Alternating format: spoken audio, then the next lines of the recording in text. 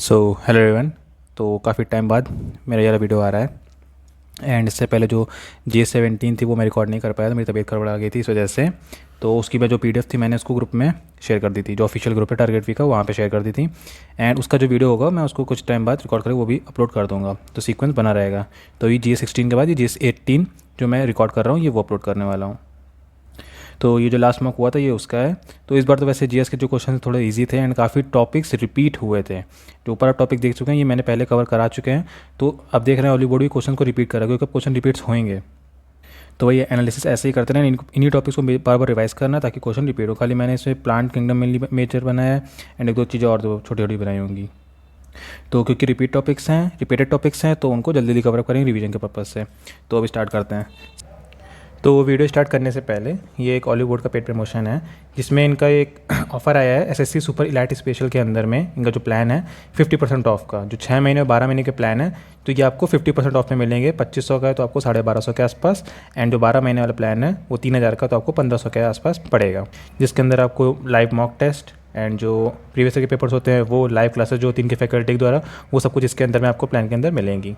तो जो भी इंटरेस्टेड हो वो ये वाला बैच प्रेफर कर सकते हैं। जो 50% का ऑफ है ये भी हाल ही बस कुछ ही दिन तक रहेगा, देन उसके बाद ये इसका दोबारा कभी नहीं आएगा। तो आप अवेल करना चाहें तो जो कोड है वो है फेस्ट, जिसको आप लगा करके 50% ऑफ अवेल कर सकते हैं। तो अभी स्टार्ट करते हैं जीएस एनालिसिस। सबसे पहले गस्टफ किरचॉफ लॉ किससे संबंधित है, तो ये करंट से संबंधित है। एक मिनट। तो ये करंट से संबंधित है। भोज वन ने कौन सी डायनेस्टी फाउंड करी थी, तो प्रतिहार डायनेस्टी फाउंड करी थी। तीज त्यौहार का क्या मतलब होता है, तो the ties between wife Parvati and husband Shiva के संबंध है।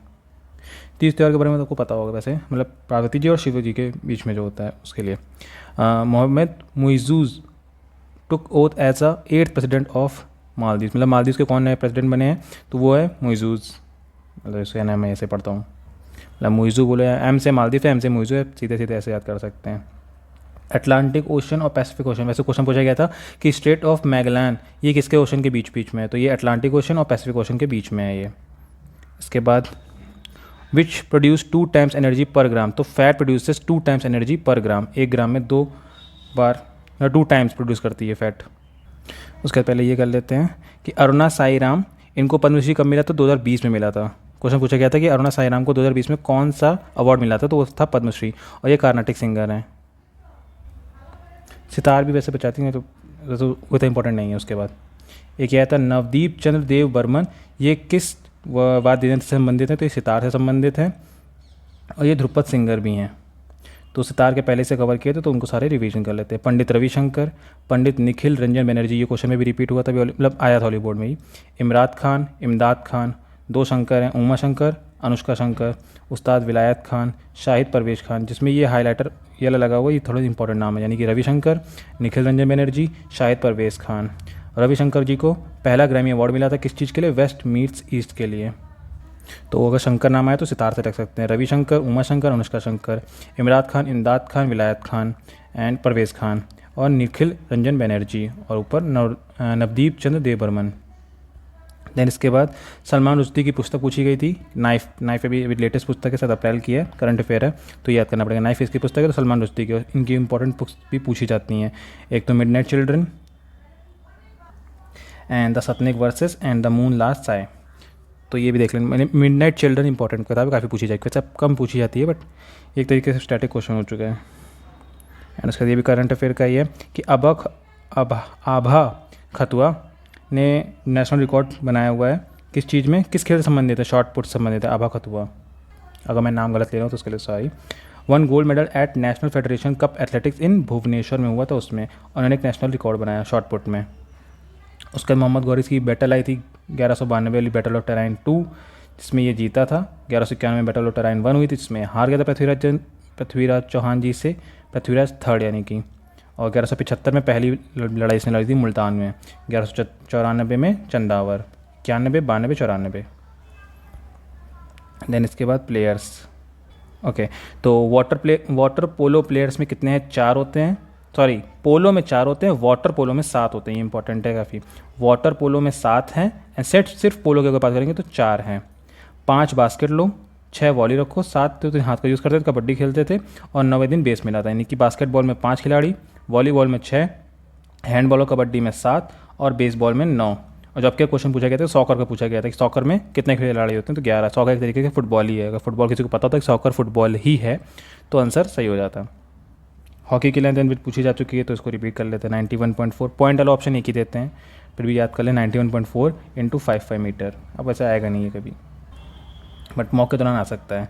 सारंगी से पूछा गया था कि पंडित रामनारायण किस वाद्य यंत्र से संबंधित है, तो सारंगी से संबंधित है। इसमें और रमेश मिश्रा, 2 मिश्रा है, रमेश मिश्रा, संतोष मिश्रा, उसमें शंकर थे। एंड इसमें उस्ताद शकूर खान, सुल्तान खान, सबरी खान, बुंदू खान। शकूर खान, सुल्तान खान, सबरी खान, बुंदू खान। अब खान से कन्फ्यूज़न हो सकता है वैसे, और थोड़े से एस वाले जितने भी नाम है ना इसमें ही आ रहे हैं, मतलब शकूर, सुल्तान, सबरी और बुंदू खान। सबरी पूछा जाता है। देन इसके बाद आरआरबी। आरआरबी का फुल फॉर्म क्या है? Regional rural bank. इसका गठन कब हुआ था? 1975 में हुआ था। एक एक्ट आया था 1976 में, और इसके द्वारा खोला गया प्रथम बैंक कौन सा है? तो वो है प्रथम बैंक ही। इसके बाद आरआरबी का 1975 के बाद 1982 नाबार्ड। नाबार्ड का full form national bank for agriculture and rural development. तो ये किस कमेटी की सिफारिश पे बना था? तो शिवरमन की कमेटी की सिफारिश पे बना था। कब बना था? 12 जुलाई 1982। क्वेश्चन इसी पे आया था। 1982 के बाद 1988 सेबी का गठन हुआ था, securities and exchange board of India. किसकी कमेटी की सिफारिश पे? तो नरसिम्हम की। कब बना था? 12 अप्रैल 1988। ये 12 अप्रैल 1988, ये 12 जुलाई 1982 है। एंड 4 साल बाद यानी कि 1992 में इसको स्टैट्यूटरी बॉडी बना दिया गया था। सेबी के बाद सिडबी आया है, small industries development bank of India. Small industries development bank of India. तो ये 2 अप्रैल 1990 को है, 2 साल बाद, 88 के बाद 2 साल बाद। और इसका एक करंट अफेयर भी हाल ही में है कि इसने MSME economic activity index launch किया, जिसका नाम क्या है? संपूर्ण। तो ये करंट अफेयर है। तो इन चारों के सन को अगर एक साथ याद करेंगे तो ज़्यादा आसान रहेगा। 1975 में आरआरबी, 1982 में नाबार्ड, 1988 में सेबी, 1990 में सिडबी। देन इसका कॉन्स्टिट्यूशन असेंबली ऑफ इंडिया। इस पर जो मेन क्वेश्चन आया था वो आया था कि वाइस प्रेसिडेंट कौन बना था? एस.सी. मुखर्जी। अब पूरा रिवाइज करते हैं इसको। तो सबसे पहले कैबिनेट मिशन जो कि 1946 में आया था, उसके तहत कॉन्स्टिट्यूशन असेंबली का गठन हुआ था। इसकी जो पहली मीटिंग हुई थी वो कब हुई थी? 9 दिसंबर 1946 को, जिसमें पहले चेयरमैन, टेम्परेरी चेयरमैन बनाए गए थे डॉक्टर सच्चिदानंद सिन्हा जी को। यानी कि पहले बोलेंगे और टेम्परेरी भी बोलेंगे। 2 दिन बाद यानी कि 11 दिसंबर 1946 को डॉक्टर राजेंद्र प्रसाद जी को परमानेंट चेयरमैन बना दिया गया और एस.सी. मुखर्जी जी को वाइस प्रेसिडेंट बनाया गया। बी.एन. राव एडवाइज़र बने थे। ये तीनों नाम बहुत इंपॉर्टेंट हैं, वैसे तो चारों, ये चारों। इसके 2 दिन बाद, 11 दिसंबर के 2 दिन बाद 13 दिसंबर 1946 को पंडित जवाहरलाल नेहरू जी ने ऑब्जेक्टिव रेजोल्यूशन पास किया, इंट्रोड्यूस किया था। अब इसकी बात फिर से आएगी जब प्रेमबल भी कोई इसी में है ना। ऑब्जेक्टिव रेजोल्यूशन इंट्रोड्यूस किया था, जिसको 22 जनवरी 1947 को एक्सेप्ट कर लिया गया था सभी के द्वारा। फिर 22 जनवरी 1947 के बाद 6 महीने बाद 22 जुलाई 1947 को हमारा जो ये नेशनल फ्लैग था इसको अडॉप्ट किया गया था। किसने बनाया? पिंगाली वेंकैया जी ने बनाया। उसी साल की एक और इम्पॉर्टेंट डेट 29 अगस्त 1947 को ड्राफ्टिंग कमेटी का गठन हुआ था। देन 22 जुलाई 1947 के बाद में 26 नवंबर 1949, जिस दिन कॉन्स्टिट्यूशन बनके तैयार हो गया था, कॉन्स्टिट्यूशन ऑफ इंडिया तैयार हो गया था, इसी दिन कॉन्स्टिट्यूशन डे भी मनाते हैं। यानी कि 9 दिसंबर 1946 से लेके 2 साल 11 महीने 18 दिन, टोटल 11 सेशन लगे थे 26 नवंबर 1949 तक, तब जाके हमारा कॉन्स्टिट्यूशन बनके तैयार हुआ था।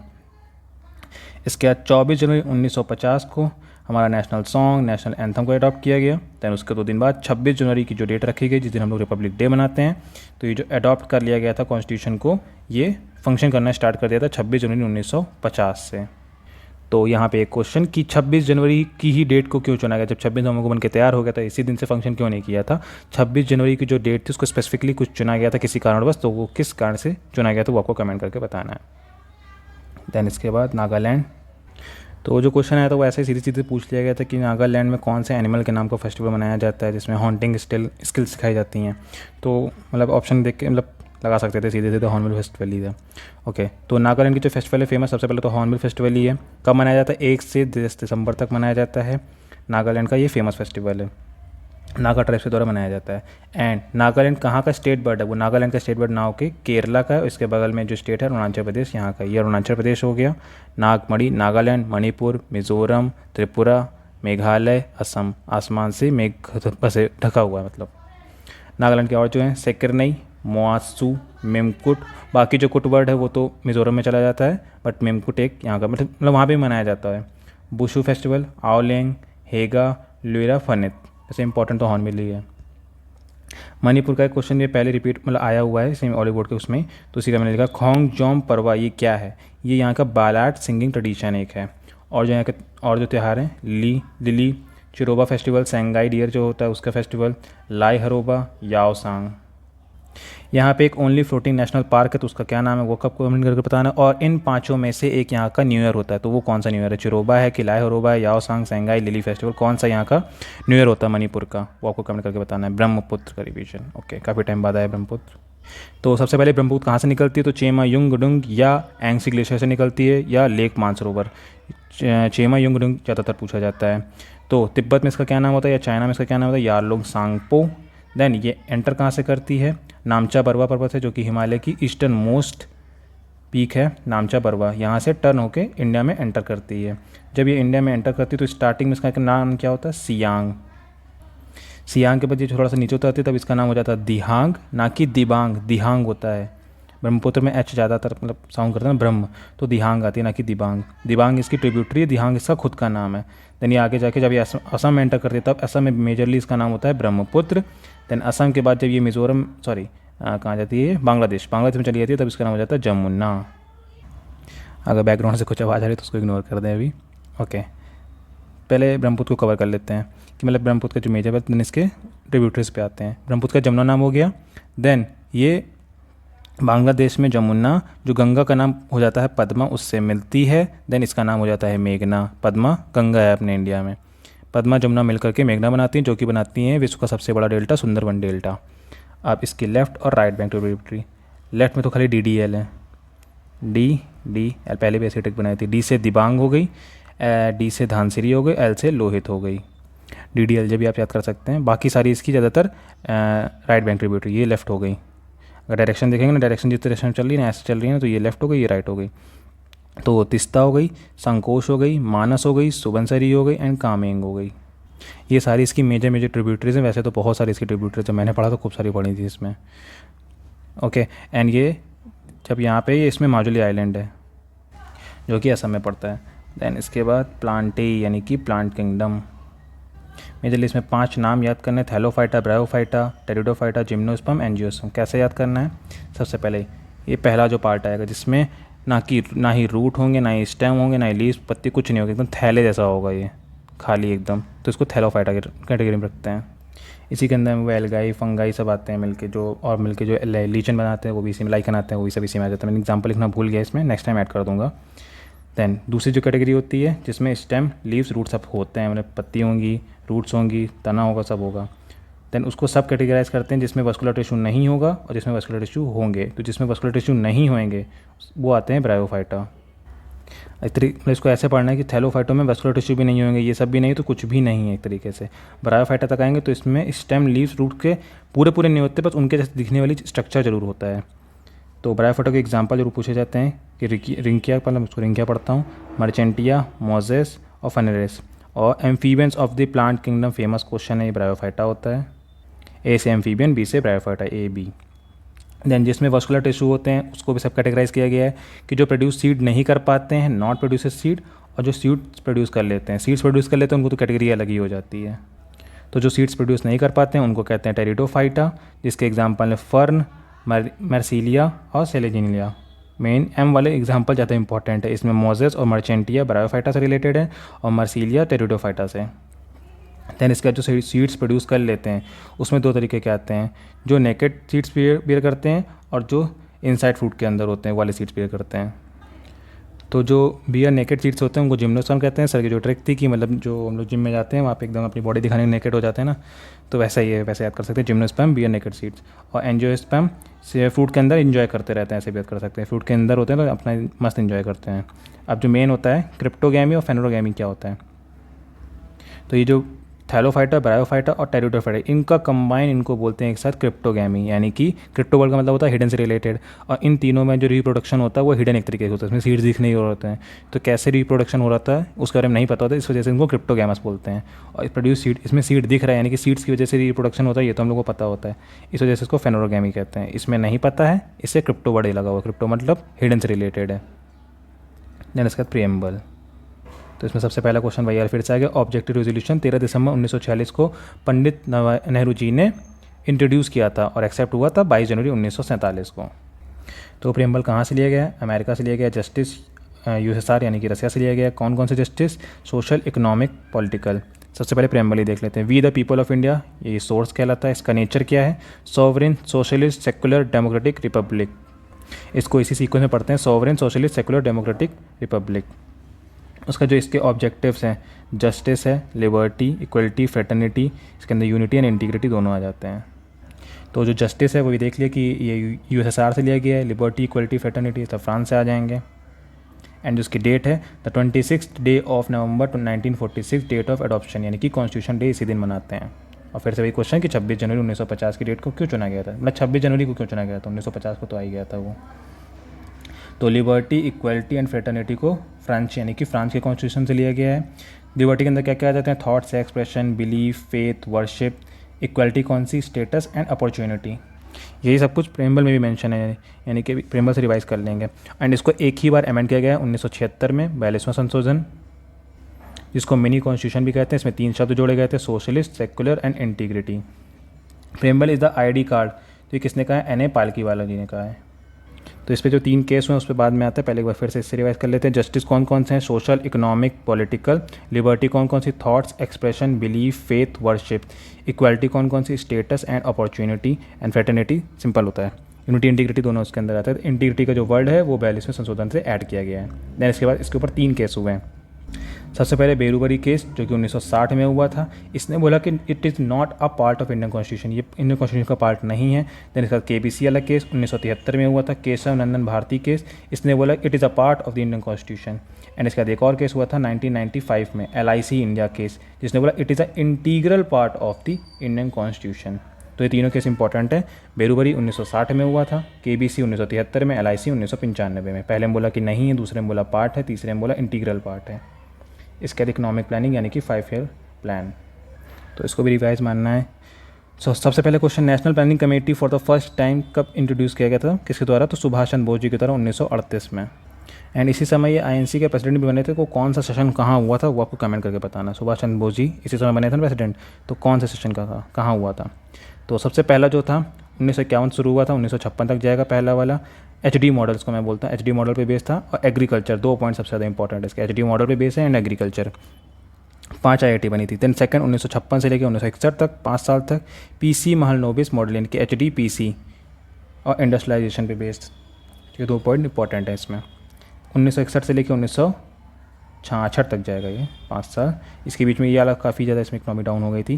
तो ये किस पे बेस है? गडकरी योजना पे बेस है। इकोनॉमिक इंडिपेंडेंट बनना था इंडिया को, बट 1962 में साइनो इंडिया डिवाइड हो गया, नहीं कि साइनो इंडिया बोलते हैं इसको, चाइना इंडिया हो गया। 1965 में इंडो पाक वॉर हो गई। तो जो इन दोनों की वॉर की वजह से जो हम लोग का फोकस है वो किसकी तरफ चला गया? डिफेंस इंडस्ट्री की तरफ चला गया। एंड इसी समय में ग्रीन रेवोल्यूशन भी आया था।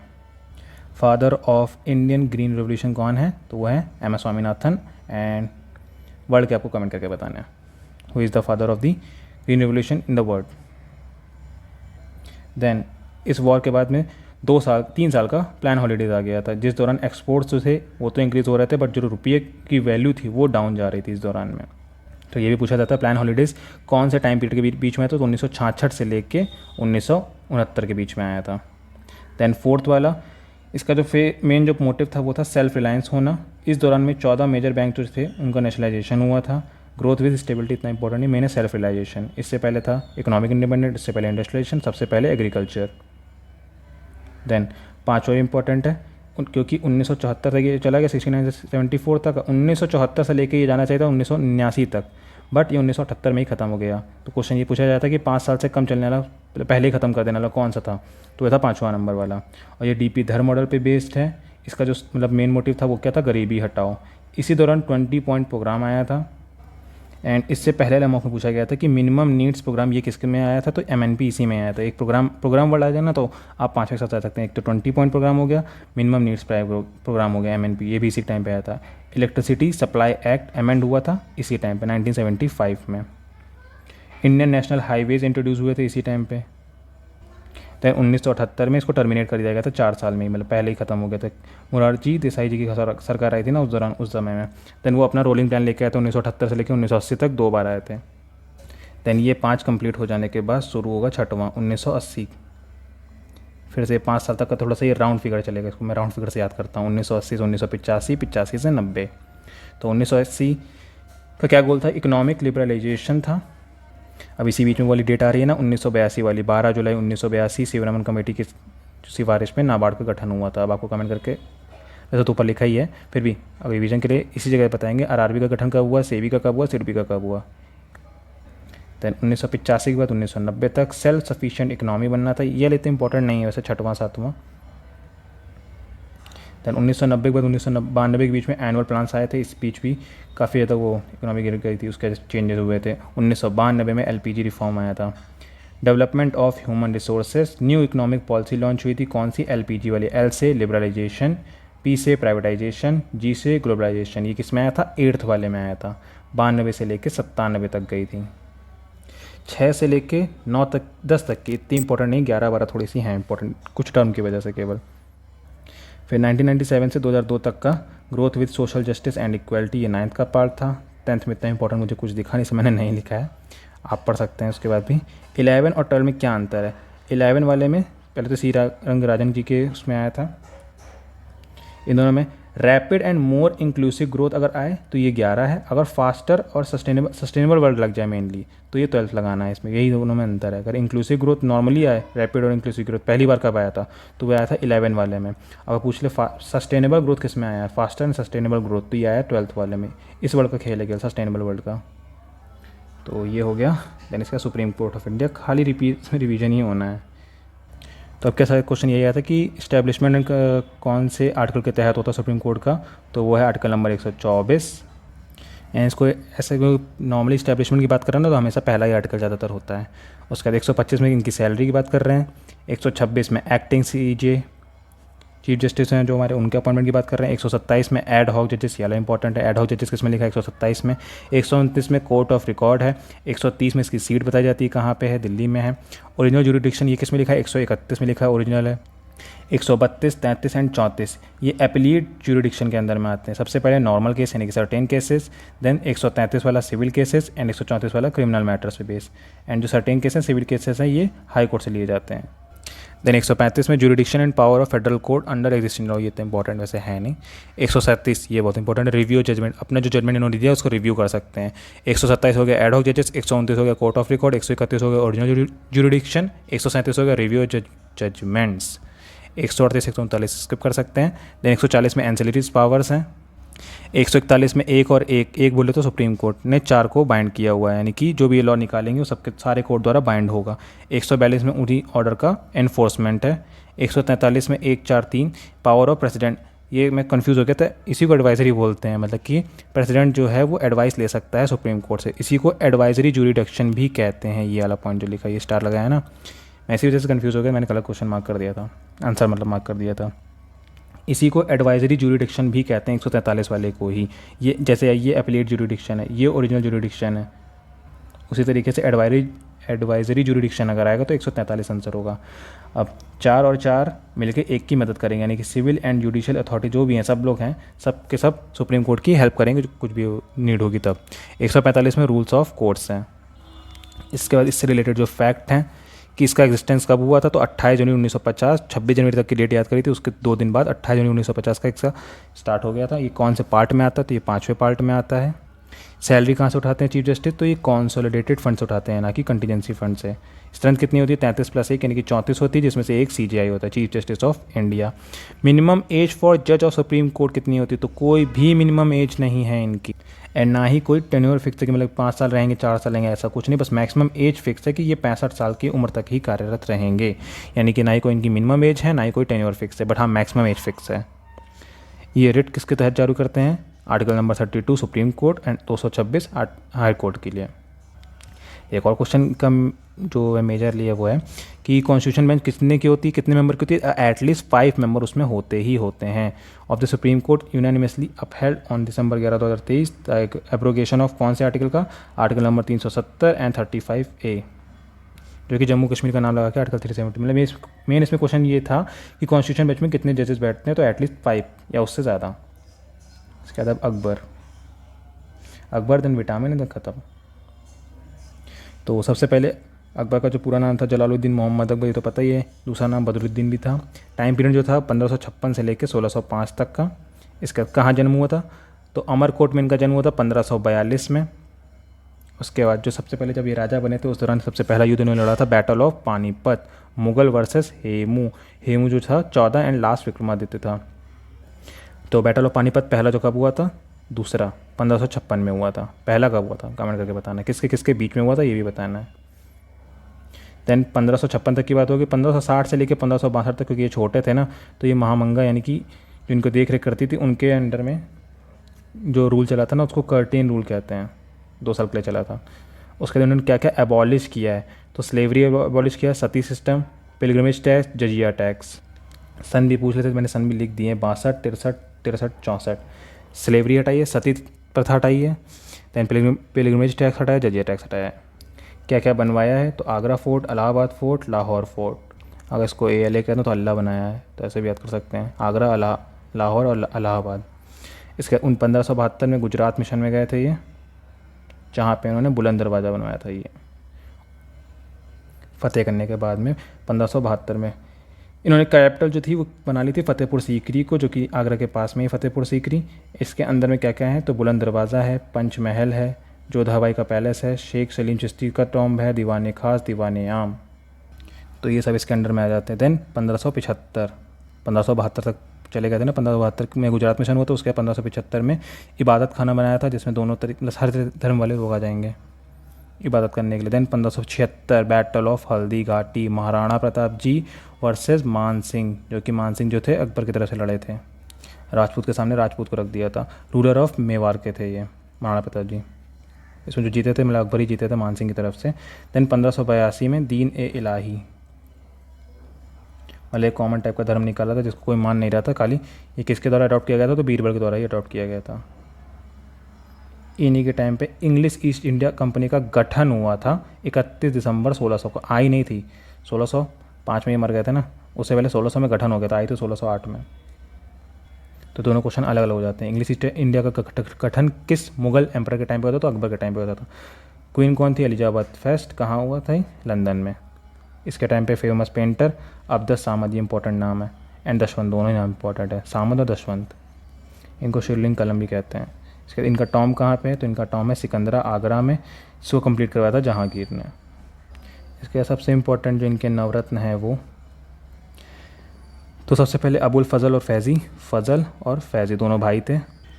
फजल ने अकबरनामा लिखी, जिसके 3 पार्ट हैं, पहला, दूसरा, तीसरा। पहले पार्ट में एंसेस्टर्स की बात करी गई, दूसरे बार में इनके राज दरबार यानी कि इनके राइन की बात करी है, तीसरे में एडमिनिस्ट्रेशन की बात करी गई है, जिसको आईने अकबरी पुस्तक में भी दिखाया गया है। एंड जो अबुल फजल था वो यहाँ का प्राइम मिनिस्टर था। देन फैज़ी एजुकेशन देखता था, और इन्होंने महाभारत को पर्शियन में ट्रांसलेशन किया है, जिसका नाम है रज़मनामा या रज़नामा। इसके बाद फ़करीज़ अज़ुद्दीन, ये रिलीजियस मैटर देखते थे, इतना नाम इंपॉर्टेंट नहीं। तानसेन, इनका असली नाम जो था वो था रामतनु पांडे, जो कि मिनिस्ट्री ऑफ कल्चर ऐसे मान सकते, कल्चर से रिलेटेड है। बीरबल महेश दास, फॉरेन मिनिस्ट्री से रिलेटेड, विदेश का देखते थे। बीरबल का असली नाम महेश दास है, तानसेन का असली नाम रामतनु पांडे है। टोडरमल फाइनेंस मिनिस्टर, इन्होंने जब्ती सिस्टम लाया थे, टोडरमल बंदोबस्त भी इसको कहते थे, लैंड रेवेन्यू सिस्टम था, टोडरमल बंदोबस्त जब्ती सिस्टम। और 1582 में इनको एक टाइटल दिया गया था, दीवान अशरफ। अशरफिया होती है ना जो सिक्के को बोलते हैं, उनको बोलते हैं ना। राजा मान Singh chief of Mughal army, army का मान सिंह थे ना जो लड़ने गए थे, ये राजा भरमल के ग्रांडसन थे। अब्दुल रहीम खाने खाना डिफेंस मिनिस्ट्री से रिलेटेड है। बाबा नामा को ट्रांसलेट किया था तुर्किश में, पर्शियन में। तुर्की में थी तो उसको पर्शियन में ट्रांसलेट किया था। मुल्ला दो प्याजा होम अफेयर्स, घर का देखता था, या इनका कुक भी था एक तरीके से। तो ये हो गए इनके नवरत्न। और इनके टाइम पे कंटेम्प्रेरी जो हमारे स्कॉलर्स रहे हैं, रामदास जी, सूरदास जी और तुलसीदास जी, वो इन्हीं के टाइम पीरियड के समय में है। देन आखिरी टॉपिक विटामिन्स, तो कीड़ा हो गया एंड C और B हो गए। तो जो कीड़ा है वो फैट सॉल्युबल होते हैं, सबसे पहले तो ये दिखा देते हैं, KEDA कीड़ा, ये होते हैं फैट सॉल्युबल। तो सबसे पहले के की बात करें तो के होता है फाइलोक्विनोन, जिसकी कमी से क्या हो जाता है, क्लॉटिंग ऑफ ब्लड, मतलब कि रक्त का थक्का नहीं जमता है। तो KP, के का उल्टा होता है ना P, तो फाइलोक्विनोन इसका होता है। इसमें टोमेटो, सोयाबीन, स्पिनिच, मीट, ये मैंने फोटो इसलिए लगा दी, एक बार अगर आप देखेंगे ना तो मतलब ध्यान चला जाता है, जब फोटो लगी होती है कि हाँ के किस में होता है, तो इसमें होता है। तो इसलिए ध्यान चला जाता है ना, तो आप इसको देख सकते हैं। देन ई से टोकोफेरॉल, डी का उल्टा सी होता है ना, डी के पास में सी होता है, तो डी से कैल्सिफेरॉल एंड ई से टोकोफेरॉल ई। तो इसकी कमी से क्या हो जाता है, लेस फर्टिलिटी हो जाती है। डी की कमी से रिकेट ऑस्टियोमेलेशिया हो जाता है। देन विटामिन ए की कमी से रेटिनॉल, मतलब सॉरी ए का जो नाम होता है वो रेटिनॉल होता है, इसकी कमी से रतौंधी हो जाती है। रा से रतौंधी, रा से रेटिनॉल, ऐसे याद करता हूँ मैं इसको। कलर ब्लाइंड इसका दूसरा जो पूछा जाता है जीरोथैल्मिया पूछा जाता है। एंड जो विटामिन डी पता ही होगा सनलाइट में होती है। एंड ये जो ओस्टियोवर्ड है ना, ये मतलब हड्डियों से रिलेटेड है।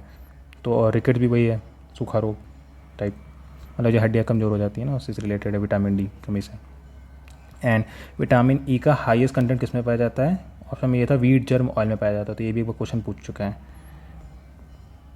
मेन तो ये बी के याद करने हैं। सी का एस्कॉर्बिक एसिड, स्कर्वी रोग हो जाता है, खट्टे चीज़ों में सी होता है वैसे तो स्कर्वी रोग, स्कर्वी से एस्कॉर्बिक, रा से रतौंधी, रा से रेटिनॉल, ए विटामिन ऐसे याद कर सकते हैं। डी का उल्टा कैल्सीफेरॉल, ई से टोकोफेरॉल एंड के सा फाइलोक्विनोन। देन आता है बी के काफ़ी हैं, 8 होते हैं, B1, B2, B3, B5, B6, B7, B9, B12।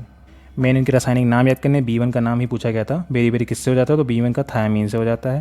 Then B2 riboflavin, B3 niacin nicotinamide, B5 पेंटापेंटावेंट देख लगा सकते हो, तो इसमें मैंने मार्क नहीं किया, pantothenic acid, B6 pyridoxine, B7 biotin, B9 folic acid, B12 cyanocobalamin, इसमें कोबाल्ट होता है। तो वो भी विटामिन B12 की कमी मेरे अंदर बता दी गई थी, क्योंकि मैं नॉनवेज को खाता नहीं इस वजह से। तो वैसे विटामिन B12 नॉनवेज में ज़्यादातर होता है। ओके, तो B1 हो गया थायामीन, B12 हो गया राइबोफ्लेविन, B3 हो गया nicotinamide, B5 pantothenic acid, B6 pyridoxine, B7 biotin, B9 folic acid, B12 cyanocobalamin. B1 की कमी से कौन सा रोग होता है, बेरी बेरी हो जाता है। एंड B5 है इंसोमेनिया हो जाता है, और B12 अनीमिया। नॉर्मली यही 3 पूछे जाते हैं जिसकी कमी से रोग हो जाता है, बाकी पढ़ सकते हैं। मेनली B12 की कमी से अनीमिया होता है, B5 की कमी से इंसोमेनिया, B1 की कमी से बेरी बेरी रोग हो जाता है। बाकी फ़ोटो लगी, आप यहाँ से पढ़ सकते हैं। हाँ, सी और बी जो होते हैं ये वाटर सॉल्युबल होते हैं, और कीड़ा वाले फैट सॉल्युबल होते हैं। ऑप्शन में उल्टा पूछ सकता है कि वाटर सॉल्युबल कौन से होते हैं, 3 ये रख देगा, 1 ये रख देगा। सो काफ़ी चीज़ें इसमें दोबारा से रिवाइज़ कर ली होंगी आप लोगों ने। आई होप कि आपको ये पसंद आया होगा। एंड बाकी अगर कोई सजेशन हो आप कमेंट करके बता सकते हैं। एंड जो 17 वाला है वो कुछ टाइम बाद आएगा, अभी तो क्योंकि मॉक आने वाले इस वीकेंड, तो इस वीकेंड फिर से मैं सारे मॉक दे के डालूंगा। एंड आई होप कि आप सबकी तैयारी अच्छे से चल रही होगी, एंड उसको कंटिन्यू रखेंगे। सबके पेपर आने वाले हैं, अब जून से अभी स्टार्ट है। अब अगला जो सेकेंड हाफ है इस साल का, सिर्फ पेपर देने हैं। तो CGL 24 तो मेन है ही, बाकी सिलेक्शन फेज़, CPO, CHSL जिनके भी है, अपनी तैयारी एकदम मजबूत रखें। बस इस समय तो रिवीजन ही करना है, आखिरी के 5 दिन तो कुछ नहीं पढ़ना है। मॉक देने का मन नहीं हो रहा, कोई दिक्कत नहीं है, एकदम शांति से बस पढ़ाई की तरफ ध्यान दें और कुछ नहीं। मॉक देने का मन नहीं करता आखिरी में, खाली मतलब मेरे साथ तो यही होता था, कभी लगता था ये छूट रहा, कभी लगता था वो छूट रहा, ये रिवीजन वो रिवीजन। तो जितना कर लें बस उतना ही कर लें। तो इस वीडियो में इतना ही, मिलते हैं नेक्स्ट वीडियो में। Thank you.